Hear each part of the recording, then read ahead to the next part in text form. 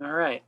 So welcome to the inaugural session of the South Nook Book Club. And we're a combination of participation from the Center for Active Living in Plymouth and here at the Plymouth Public Library. So glad we can do this in collaboration. So our first book, The Late Bloomers Club by Louise Miller. And as I said, Louise will be joining us around 11:30, and she will discuss all good things about making this switch from writing to pastry chef and all other things in between. So excited to have her. And I looked online this week to see if there were standard questions that people had developed, but alas, no. So we're going to kind of improvise, and I did come up with some questions that I had from reading the book. And if there's anything I don't talk about that you want to talk about, please put it in the chat and we can touch on it. So first question I want to throw out. What were your first impressions of the characters Kit and Max, Nora's sister?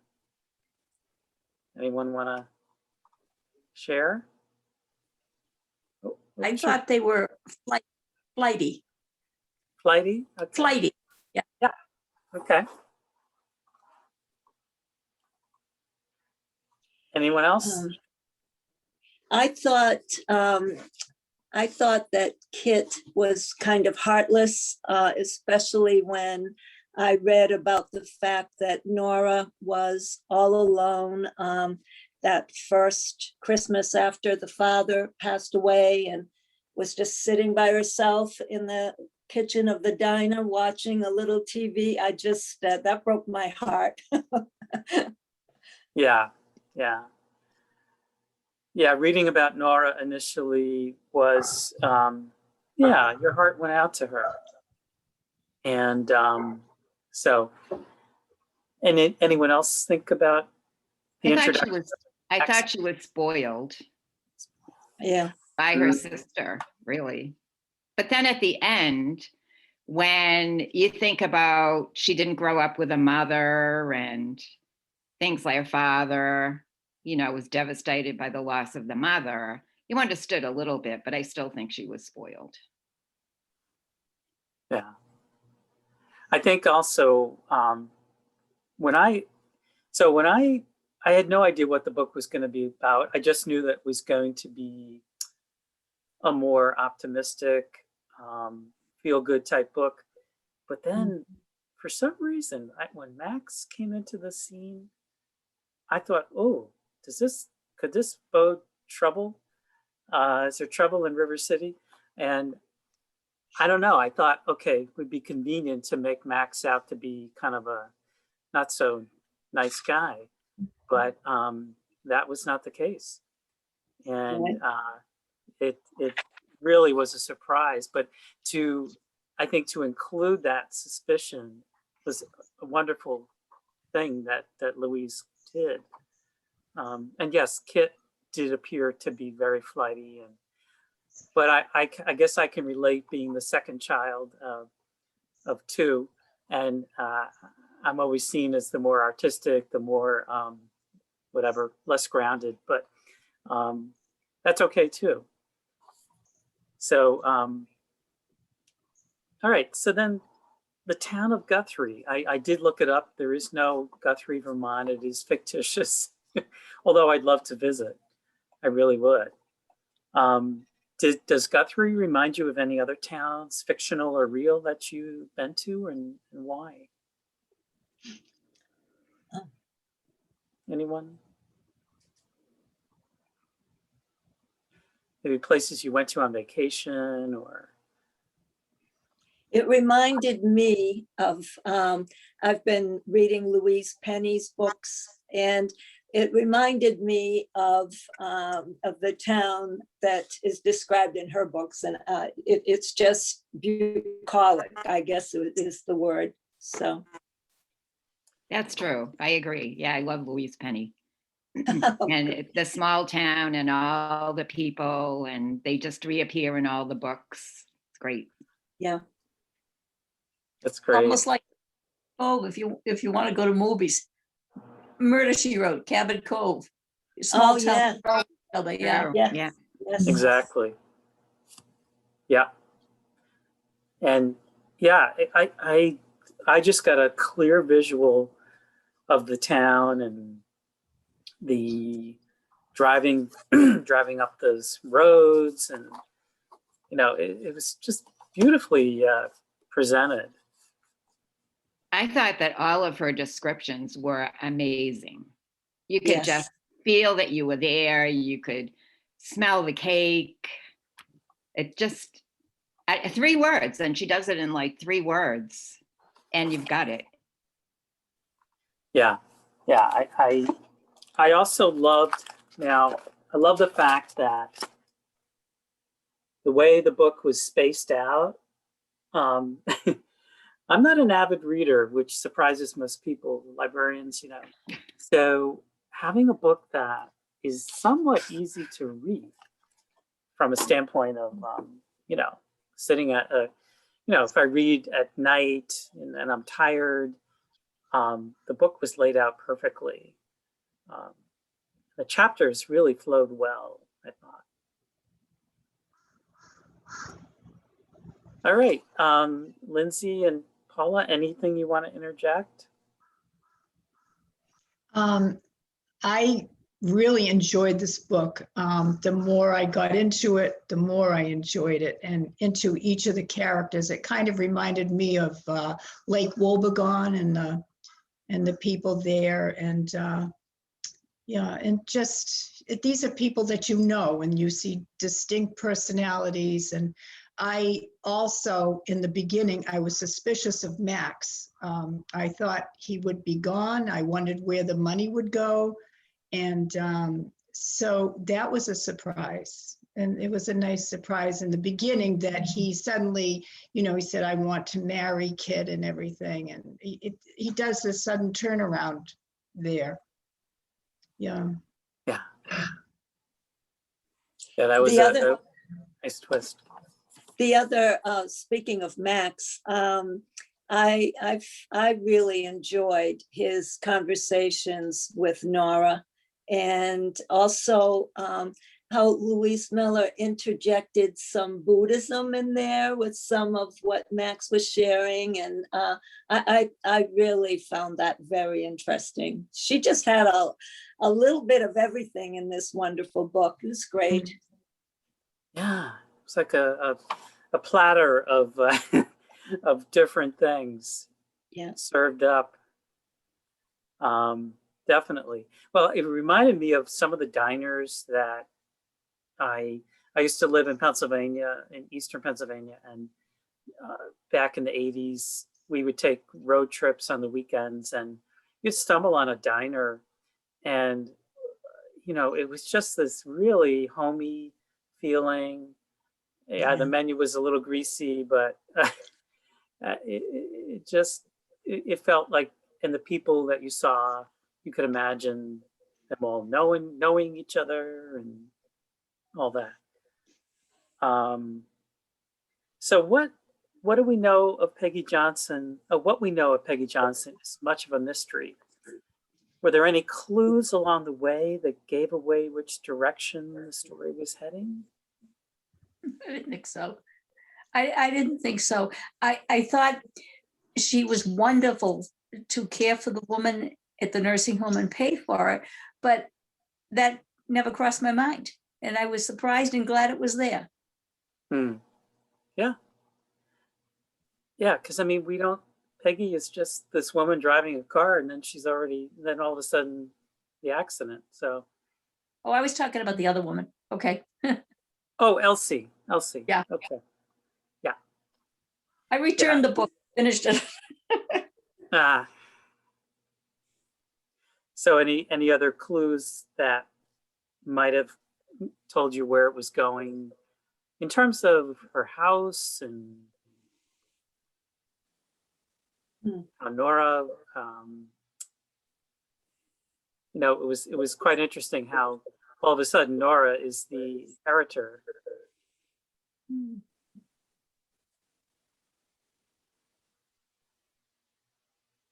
Yeah, I just think it was brilliant how Louise wove that story, and then all of a sudden there's this woman in a nursing home, and boy oh boy, that nursing home, the way they describe it, I'd sign up.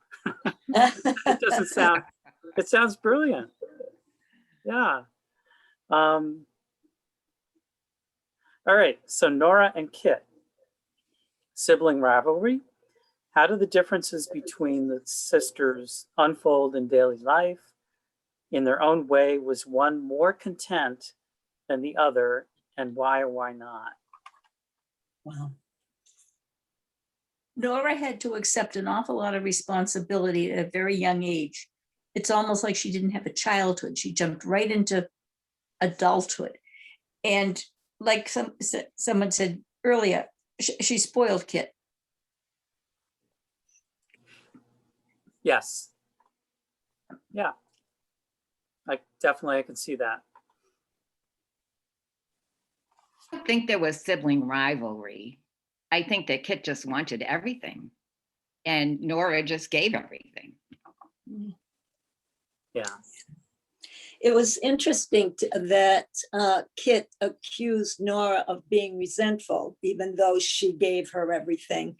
And, you know, it just seemed to me that it would make perfect sense that with all the responsibility Nora had to assume, she really didn't have any choice, and she did it so well. But I could understand where at times maybe some resentment did crop up, and that she probably had to miss out on things along the way and realized it. So it was very interesting dynamic, I thought. I think that Kit also was resentful and angry with her sister Nora, because Nora had the mother and the father and the normal home life in the beginning for so long, and she never got that. She never had it. Yeah. Absolutely. Yeah.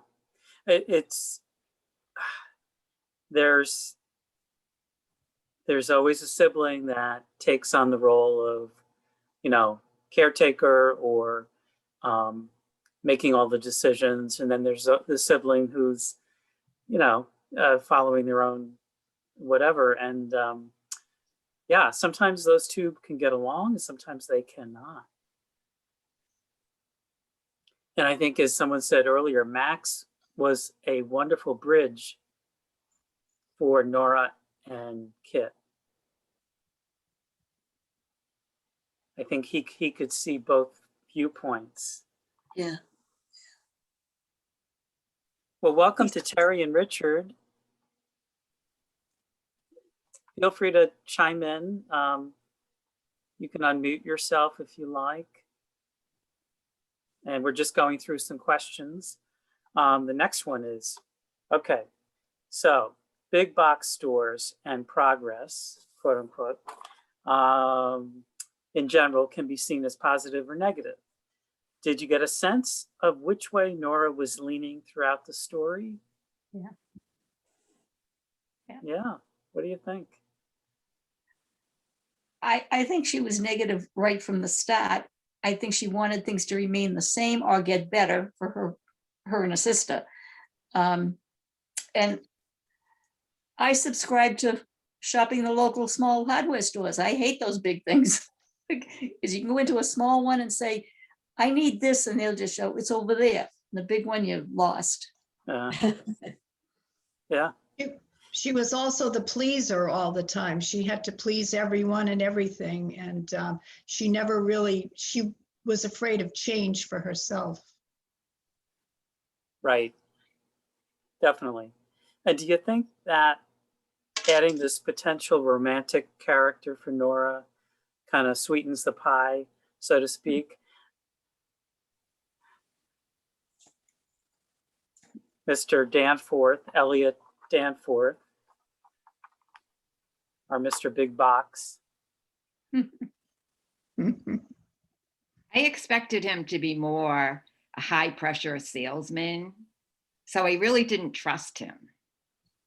I thought that at first he was just playing this game to get on her good side and convince her to sell. But he ended up, you know, the orchardist and the good guy. Good guy. I was also very surprised when we learned about Elsie's background as an artist. Right, right. Oh, that was a complete surprise. Yeah, yeah, brilliant. Yeah. And so Elsie, so there was word that she was missing. They couldn't find her, and then, so it sounds like she ended up in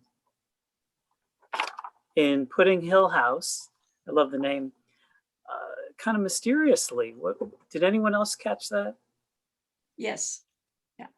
And she took her boots so that her friend wasn't worried about her. Okay. Yeah. And at first I thought, oh gosh, somebody committed her to Pudding Hill House, but I don't think that's what happened.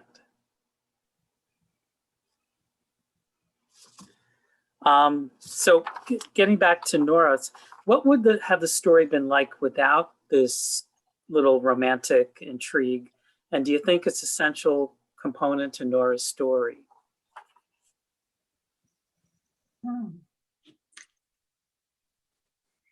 I think he helped give her a little bit more confidence in herself. Well, I think finally she gets something. She gives and gives and gives, and finally it's her turn. The ultimate late bloomer. Yeah.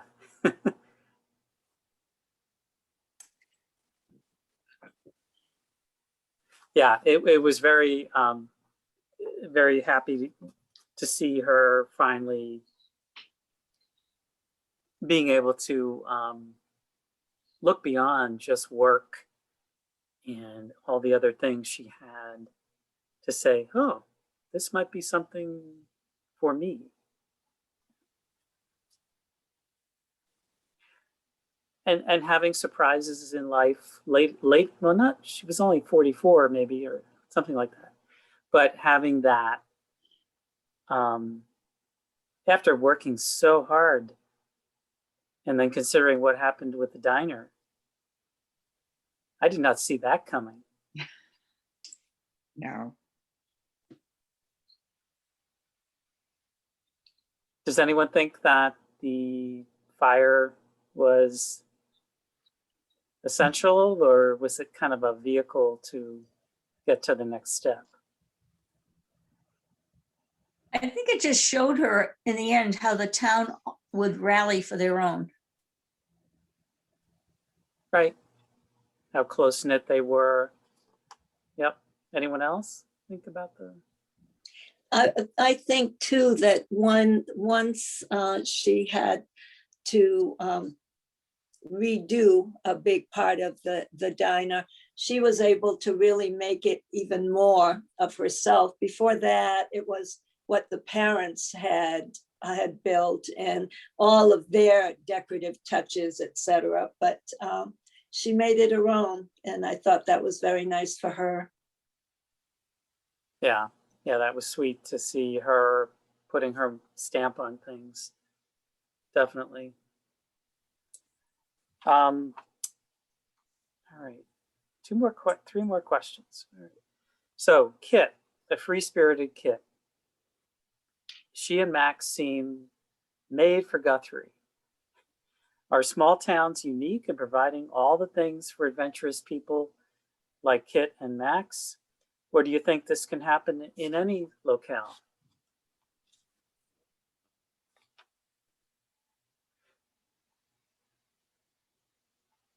I think the I found- fact that Go it was ahead. a small town and they started to entertain the older people at the nursing home, then they developed interviewing the people and going from there.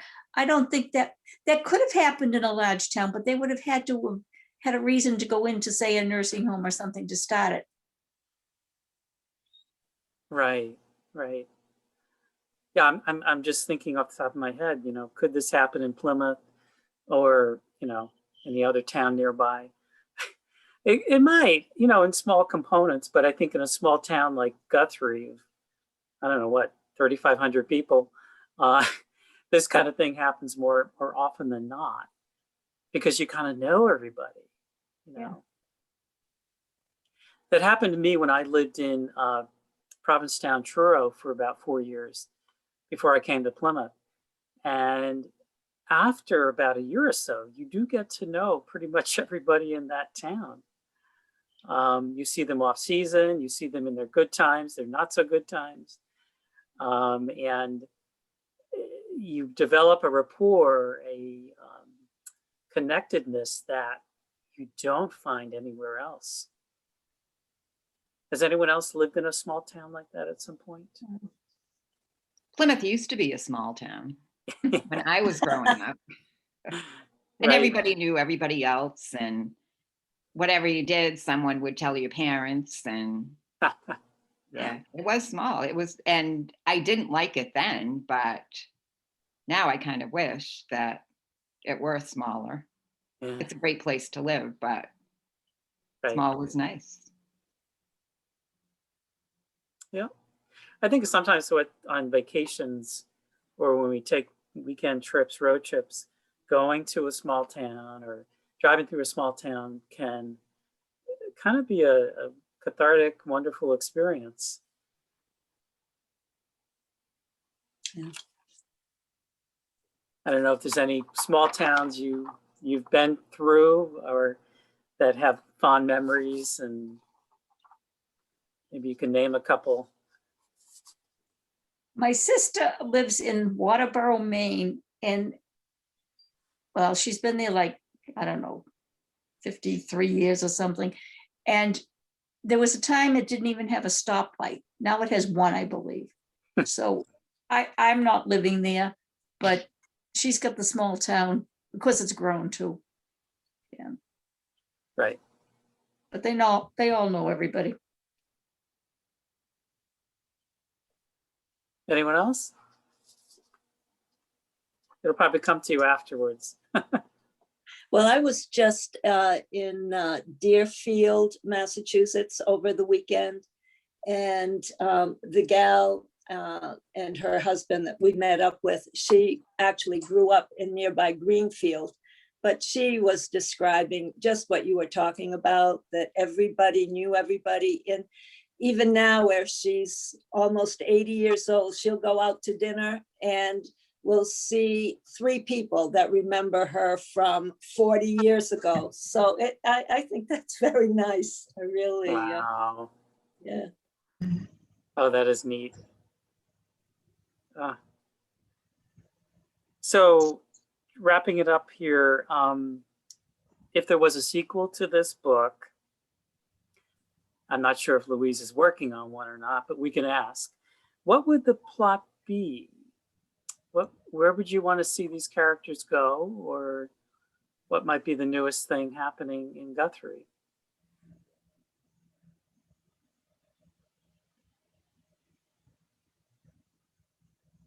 I think I'd like to see Nora having pursued her art.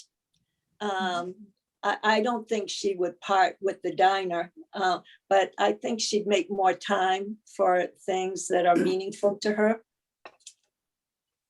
Yeah. And she'll Yeah. probably become known as the cake lady. Now, I can't remember, but does Max eventually teach Nora so that she can make Yeah. all the cakes? Okay. Yes, yeah, At least the one with the maple frosting. yeah. Yeah, that was my next question. Which of those recipes was your favorite? I love that she put the recipes in the back. You have the burnt sugar cake with maple icing. That one, yeah. Yeah. And then you have, what's the other one? Oh, that's the only one that's in there. Some of those have, like birthday cakes, sounded amazing with the berries and the gosh. You don't run into bakeries like that much anymore. That's probably a good thing for my waistline.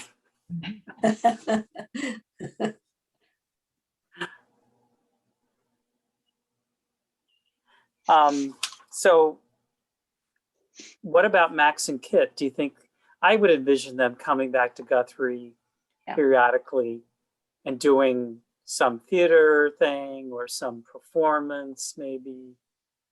I didn't get the impression that Nora was going to live in Peggy's house, but I'm hoping she does. I wondered that. What does everyone else think about Peggy's house? Mm. Will it remain? It sounds in- like part of her dream, so I would think she would. When she described to Elliot what her dream would be, it really sounded like Peggy's house. So I would assume. Yeah. Yeah. Well, especially with that sculpture garden in the back, you know, and who knows, after Elsie's passing, maybe they would like open that up to people to come in. Yeah. Hmm. All kinds of great things. So yeah, I can't help think of a better place to want to visit. Makes me hungry thinking about a diner. It's almost lunchtime. Right. And on the dot, Louise Miller has joined our group, so I will admit her. Oh, by the way, the next group, the next book is going to be The Last Matinee by Mariah Stewart. And I'll send out information about that. So as we welcome Louise Miller. Hi, Louise. Welcome. Hello. Hi, everybody. Hello. Hi. Hi. So good to have you here. Oh, I'm delighted to be here. Thank you so much for inviting me. This is wonderful. So we have our little group here, and we just finished our discussion. It was interesting. I usually find book discussion questions online, but I couldn't find any for your book. So I made up my own. Oh, fun. Oh, that's great. Yeah.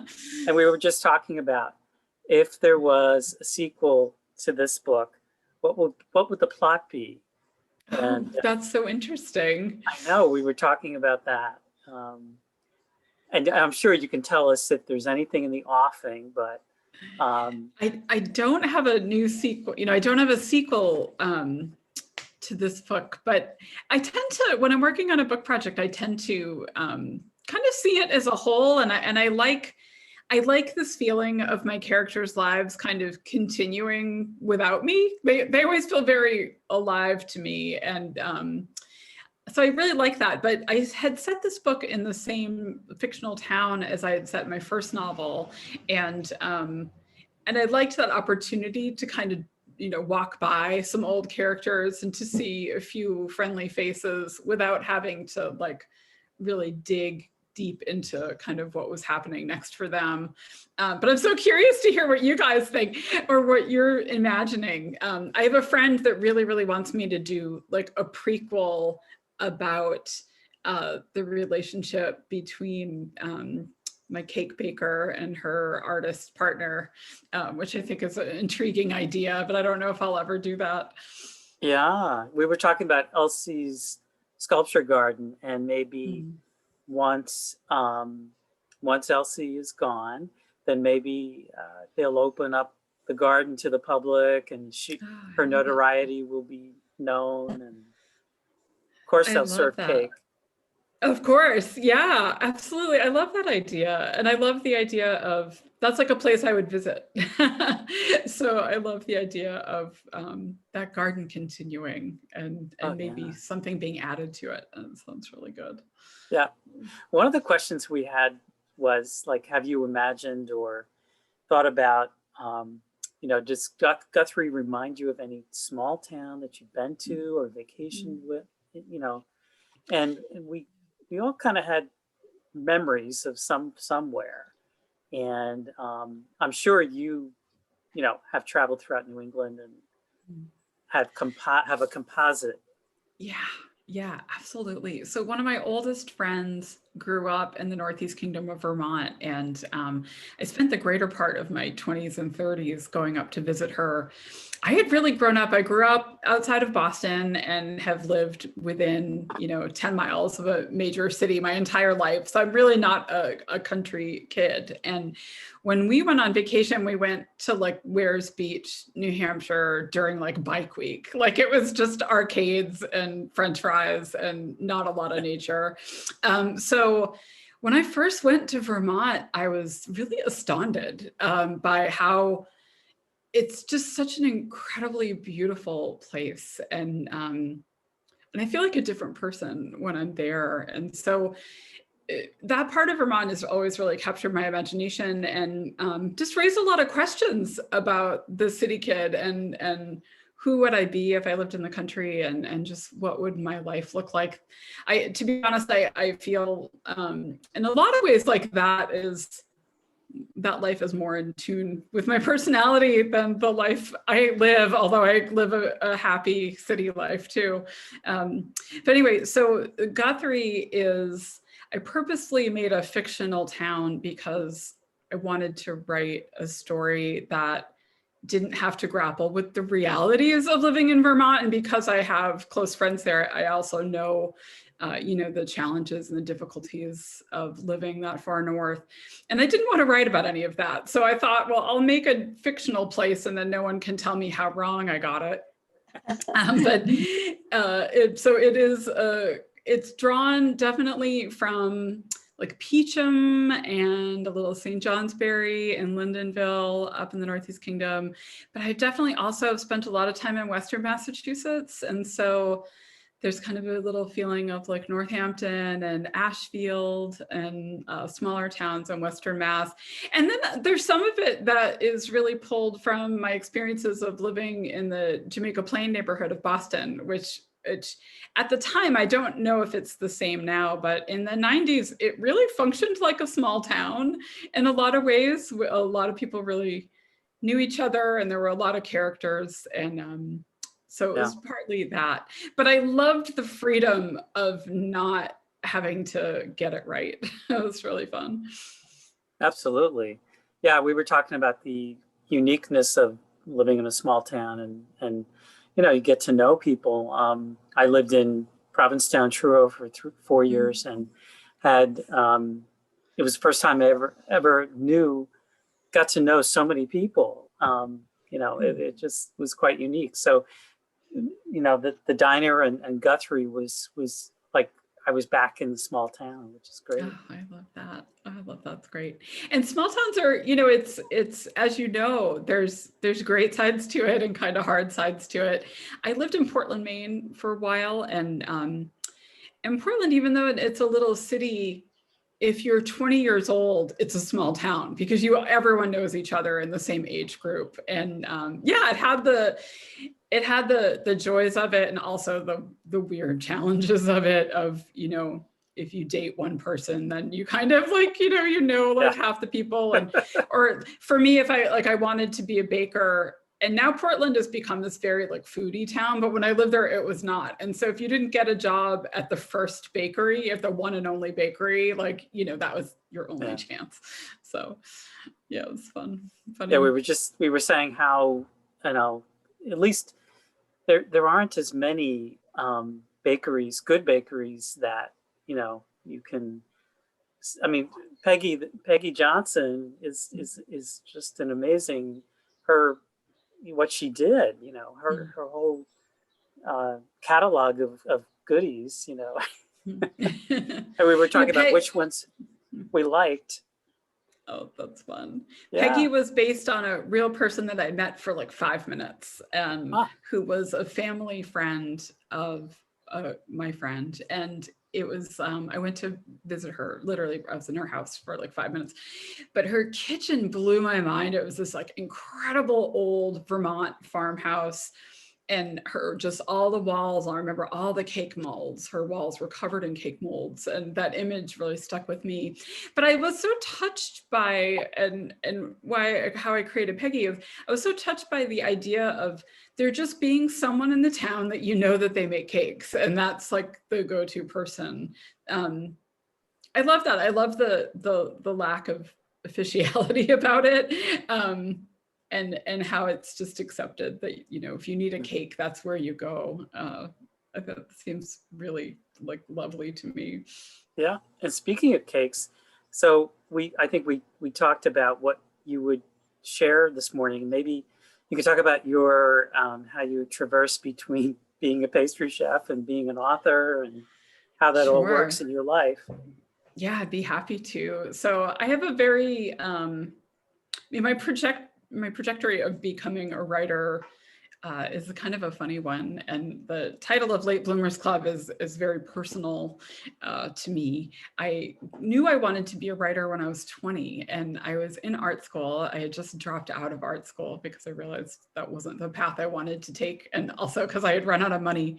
And I would go back to art school in a heartbeat, to be honest, now, if I could afford it. But so I knew I wanted to be a writer. I love stories. I've always been a movie junkie. I've always read at least a novel a week. I love plays, and I love fictional worlds. And I knew I wanted to do that. And so I quit school and I came home and I signed up for my first creative writing class at UMass Boston. And about a week before the class, my father died really suddenly. And as we all have experienced big losses, you know, my life just went like whoosh. And there was a lot of rebuilding my life. And I started my job as my first baking job at that time. Mostly I was like a hobbyist baker, but at that time after my dad died, I really couldn't deal with the public. It was just really hard for me in a day-to-day way. And I really wanted to do something behind the scenes. And that's how I got my first job. So anyway, so I had dropped out of that class, and I kept wanting to write, and I kept every couple months going to the bookstore and buying a million how to write a novel books and then never reading them. And I just kept not doing it. And the more I didn't do it, the bigger an idea it became, and also the scarier it became. For some reason, the idea of writing terrified me. I felt really like I didn't have a regular college background. You know, I didn't have any like academic background. I really had no idea how to do it. I only had my love of stories. And but I kept dreaming about it, and I kept dreaming about it, and I kept buying those books. I have like a huge catalog of writing guides. And but anyway, so so that was, it had initially started, and it was born of a big loss that I didn't pursue it. And I had a lot of excuses. Like I had excuses about like, I can't afford to take classes and I have no time to take classes. And so fast forward 18 years, like I was 38, and I had the world's greatest dog. I think I made Freckles look like my old dog. He was this fabulous like border collie, German Shepherd cross, and he was my heart. And he got cancer. And this was also at a time where my brother, who was only 42 at the time, also had cancer. And it was this very intense period of time. And so anyway, my brother was sick, my dog was sick, my life was a mess. And I was taking care of my dog, and he had bone cancer. And sorry to ramble, this is how I am. But so he had bone cancer, and he had to have his leg removed. And the vet said, like 4 to 5 months. And we're like, okay, we're going to give him like the greatest life that we can for 4 to 5 months. And so I quit my second job. I had a second job, and I pared back my hours at my regular job. And I somehow found money to like hire an acupuncturist to come to the house to like give him acupuncture to make him feel better. And it was, you know, slowly dawning on me that when something was really important to me, I could find the time and I could find the resources. And so I committed myself. I was like, you know, when he finally passes, I'm going to take that money and I'm going to take that time and I'm going to devote that to writing, because I was seeing my brother die, and I was really feeling, you know, really for the first time in my life, that urgency about our lives and our mortality and time and how we spend our time. And so my dog ended up living 1.5 years, which was incredible, but he was very large and on 3 legs. And so I spent 1.5 years taking these like very, very, very slow walks around my neighborhood, where a lot of time it would take, you know, 1 hour to get around the block, and 45 minutes of that would be like sitting in various people's yards. And so this was kind of pre-smartphone for me. And so I had all of this time to think. And so on those walks, my first protagonist, Livy, her voice came to me, and what we call like the inciting incident of the book came to me, and the idea of the pie contest of my first book and the end of the book came to me. So by the time my dog actually died, I had like 1/3 of the book plotted out in my head. And so he died in the end of April, and at the beginning of August, I took my first adult ed class and I wrote the first chapter of my first book. So I have, it's like a very odd entryway. And I always try to really encourage people to not wait until like a major life crisis before they pursue what they want to pursue. But so anyway, that's a very long story of how I got started. But it's funny. So a lot of people ask me all the time if, you know, if I made it really big writing, if I would ever quit my day job, because I'm a pastry chef. I've worked at the Union Club of Boston. It's one of those old private Boston clubs downtown, and I've been there for 19 years. And but it's funny, I always hesitate because I do so much writing, problem solving while I'm at work doing these like very mundane things. So I feel like food TV has done a great injustice to the profession. Like people have a very glamorous picture of what it's like to be a chef. And I'm always like, picture yourself taking 1 hour to peel those annoying barcode stickers off of a case of pears. It takes forever. So there's a lot of time built into my day that I can just let my mind really relax and think about. And so what I usually do when I'm in the middle of a novel project is I intentionally bring in the questions I have about what I'm working on to my day job. So I work like a normal day. I've actually been furloughed this whole time, so I'm hoping to be back full time in September. I just work 1 day a week right now, but a normal day for me is I work like 6 in the morning to 2 in the afternoon. And I work like 3 doors around the corner from the Boston Athenaeum, where I'm a member.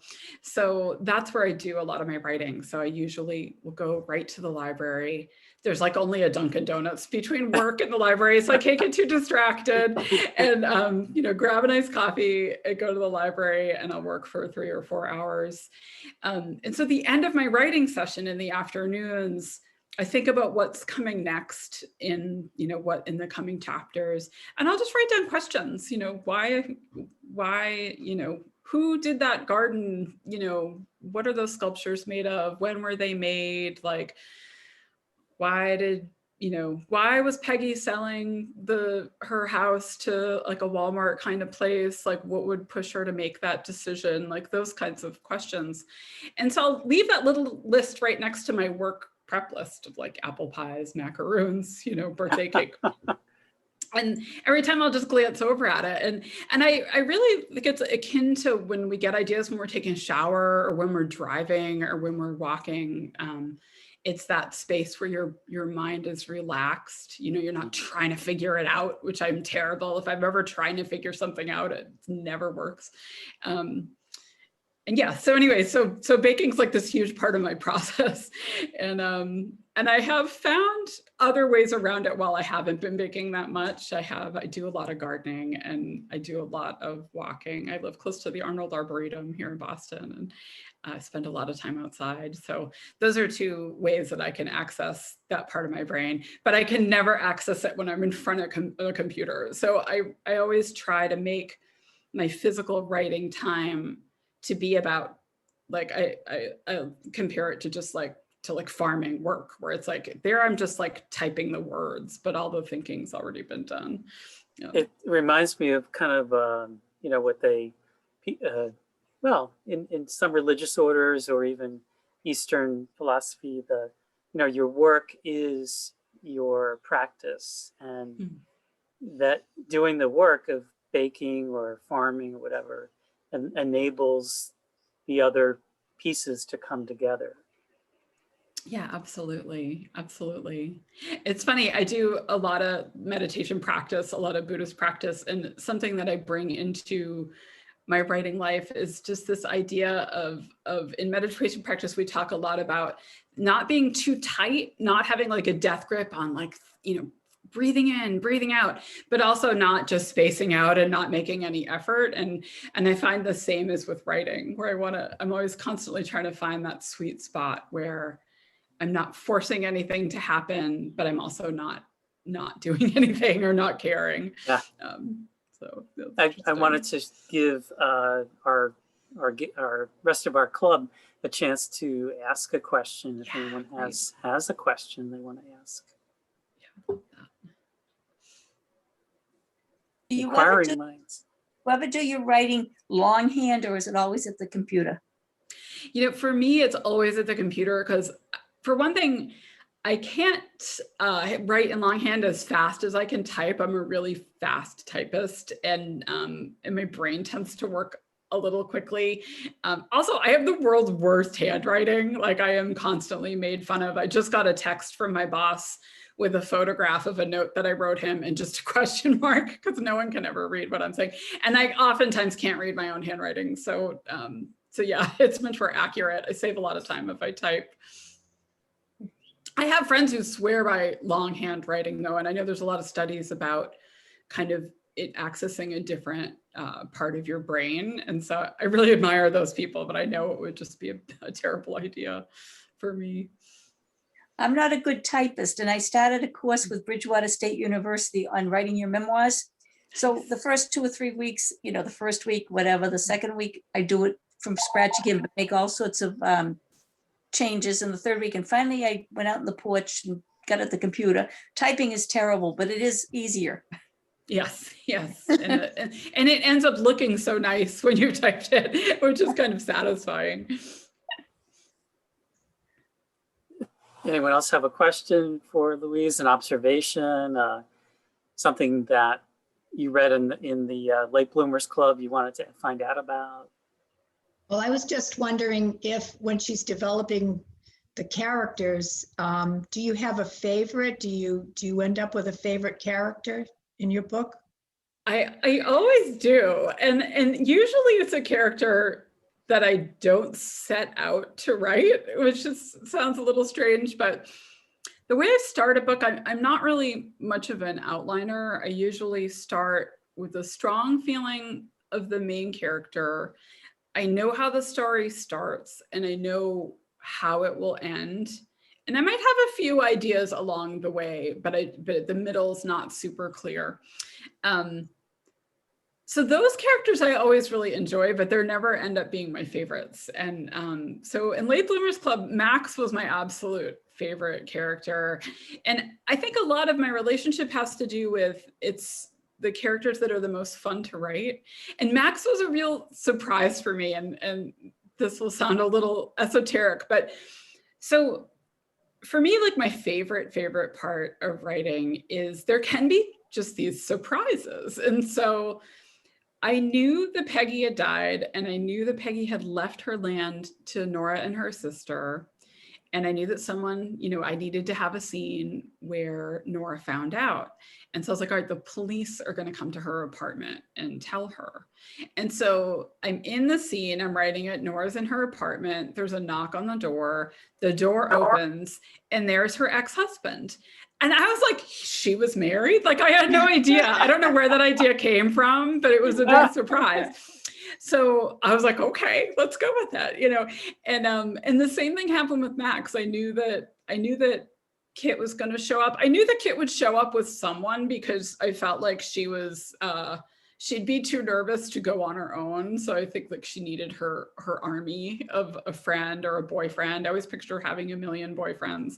And so I had no idea that Max would play any role in the book, or, you know, I thought he would just be this anonymous boyfriend that I would get rid of him in one way or another, but he ended up being so much fun. And yeah, I loved him. And I ended up playing such a wonderful role, like functional role, because I realized that Kit and Nora were in such different places and they're such different people. And of course there needed to be someone that would bridge the two of them together. And that ended up being Max for me. And We said that earlier, yeah. oh, nice. So, but yeah, he was unplanned. So yeah, that is like the mystery of art making that I don't get, but I absolutely love. It's really fun when that happens, and it makes all the other days where it can feel a little bit of a slog or it can feel challenging. When those happen, it really like gives you a lot of energy to keep going to the next surprise. Yeah. Maddie, did you have any question? Or no, I thought I saw your hand. Yeah, unlike baking, where it's more of an exact science, you can't necessarily say, oh, let's try half of this or that, you know. That's really true. You know, you can't do that in a cake. I'm a terrible baker. That's probably why. I'm more like Kit, you know. Yeah, they loose. Yeah, it's funny. I'm always recommending that my writer friends become bakers because of exactly that. It's kind of in a lot of ways the opposite of writing. It's very physical work. It's you know, I'm on my feet. It's a lot of heavy lifting. And so I don't mind going home, you know, or going to the library and sitting down for a few hours after work. I really don't know how my writer friends who work on computers all day and their day on a computer more. I would go crazy. So there's that. And then there's also like, it's like 45 minutes between like raw ingredients to like someone in the kitchen being happy that I made something and giving me really nice feedback. And writing, it's like years, you know, so it's such a different process. It really is. So yeah, it really, really balances out.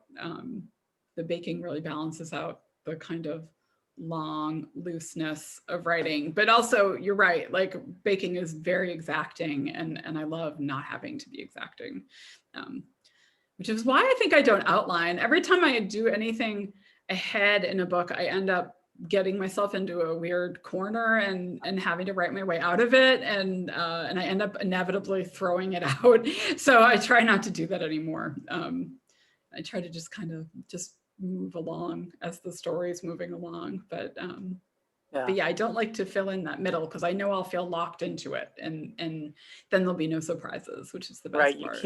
You can't in the middle of baking say, oh, I want a strawberry pie instead of a blueberry pie. You can't. Once you put the blueberries in. Exactly. We talked about your first book. Now, Anne had read the first one. I forget the name of the country. Oh, City Baker's Guide to Country Living. Right. And the only reason I didn't choose that one over the Late Bloomers was I think it focus around the holiday time. It has some.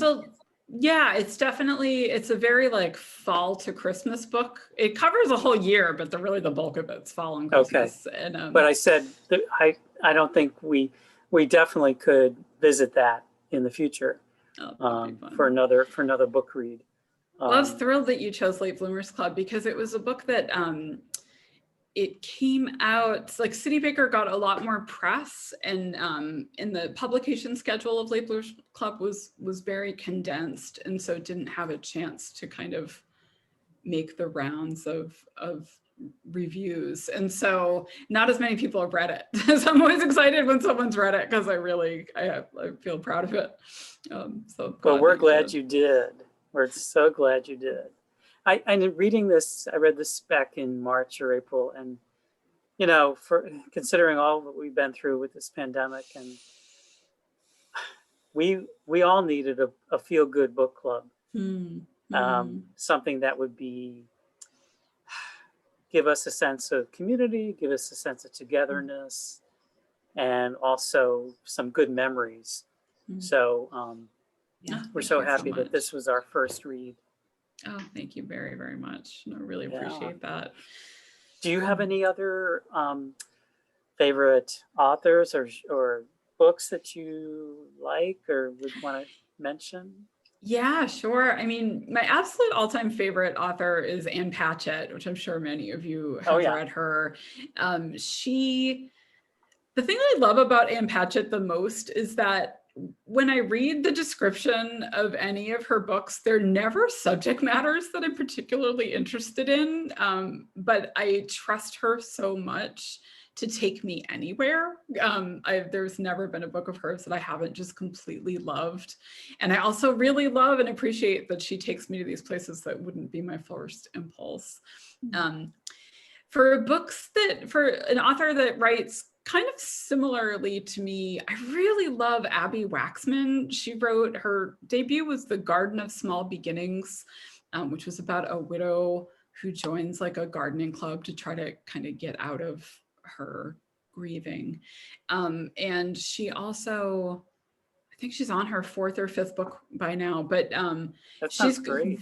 She's very funny. She's very like laugh out loud funny. And so she has a marvelous way of kind of talking about real life and like real feelings, but making it really fun along the way. So yeah, I really highly recommend her. She's a ball.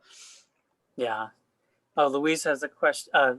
Lindsay has a question. Louise, can you tell us anything about if you're working on a new book? I am. So I've had a very funny pandemic writing. I was working on a book going into the pandemic, and I spent a fair amount of time working on that. And I don't know, I had a gap of time during, kind of election through the holidays where I didn't get any writing done, and I didn't start writing again until the spring. And I had kind of a rough couple months there in the winter, depression wise. The pandemic was hard. And so when it was time for me to write again, I went back to that old project, which I really love. And but there was this whisper of a different project. And one day I was like, I'll just write that one scene that I know, because I'm tired of it kind of whispering in my other ear. It's annoying me. So I'll just get that one scene out of the way and get back to work. So I wrote that one scene and it was fine. And I was like, okay, this is fine. I'll put this over here. This can be the book after, and great. And then a week later, it was time to write. And oh, maybe I would just write this other scene. And now it's like 30,000 words later. Like I've just been writing this other book. So I don't recommend this as a practice. So now I have the first quarter of 2 novels. And I'm actually getting them both ready to show my agent. So I'm hoping to send her both in the next couple of weeks and see what she thinks. But I would very happily write of either of them. But the second book, the newest book, is really fun and funny to me. I'm always kind of entertaining myself. And it's, I don't want to reveal too much about it, but it is kind of a foodie road trip book through New England. And it's a very summery book. And I think I'm kind of hoping that she likes that one more, because it's really, really fun. It's a fun world to be in right now. So. Oh my gosh. Well, I tell you, that's whet my appetite. I definitely, we can't wait for what comes next. Well, it's been wonderful. It's our witching hour here. Did somebody else have a question? Oh yeah, thanks for sharing. Okay. So we're going to do our next book in our next book discussion the end of July, and that's going to be Mariah Stewart, The Last Matinee. And Sounds good. so that'll be our next book.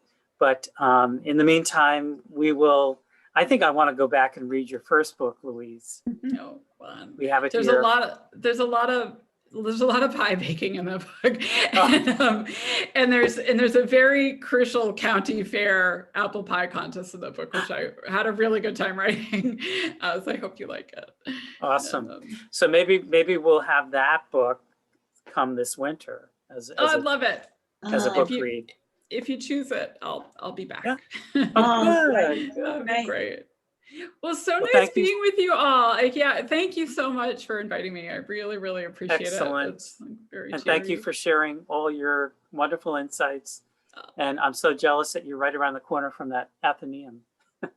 Yeah, it's a luxury. It's a luxury. It's a beautiful building. And the top floor reading room is dead silent. I don't know if any of you have ever watched the Fred Astaire and Ginger Rogers movie Top Hat, but there's a Yes. scene at Top Hat where Fred Astaire is reading the newspaper in a private club and it's very, very quiet. And that's exactly what the Athenaeum is like. And so Fred Astaire like breaks into tap dance and everyone feels very upset. And I'm always, every time I walk in, I'm like dying to kind of like do something disruptive, but I don't. I'm a good Athenaeum member. Awesome. All right. Well, thank you take care, again, everyone. Louise. Thanks so Thank you. much. Bye. Thank you. Bye. Thank you so Bye. much. Bye now. You. And we'll Bye. see everybody at our next meeting. Will be hybrid, so we'll do virtual and in person on July 20th. The books will be ready to be picked up on June 25th, I believe. So, all right. Have a Thank great. you. How do we Bye. sign? Thank you. Thank you. Oh, how do you sign up? I think Beth will probably set up something at the Center for Active Living. I tried. Um, But I'll keep looking. Yeah, and then we'll have a sign up here because we'll want to know who's coming to the library for the group. I think the hybrid, those watching at home, will have the Zoom link put on the Facebook page. Okay. All right, thank you. Bye, Thank you. everybody. Bye now. everyone. Bye. Bye, everyone. Bye.